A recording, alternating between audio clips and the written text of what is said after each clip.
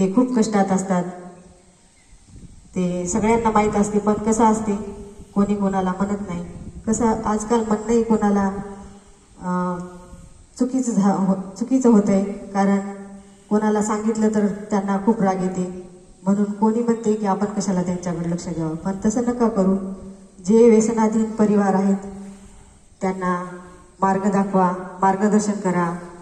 आणि जे सिगरेट ओढतात, ते जो धुवा सोडतात, त्याचा त्रास त्याला होत नाही, पण जो शेजारी बसतो का त्याला जास्त होतो.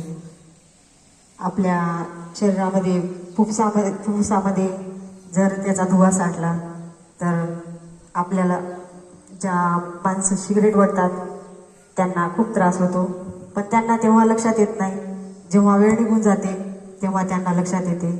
वेळ निघून गेल्यावर कोणतंही काम होत नाही, कारण वेळ ही आपल्याला ज्यावेळी करायचं त्यावेळीच करावं लागत असते. कोणतंही काम वेळ निघून केल्यावर काहीच फायदा नाही.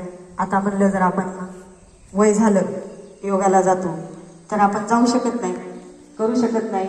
जे आसन करायचे ते आपण खूप प्रयत्न करतो, पण आपल्याच्यानं होऊ शकत नाही, कारण वेळ निघून गेलेली असते.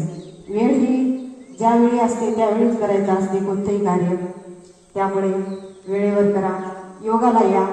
आपले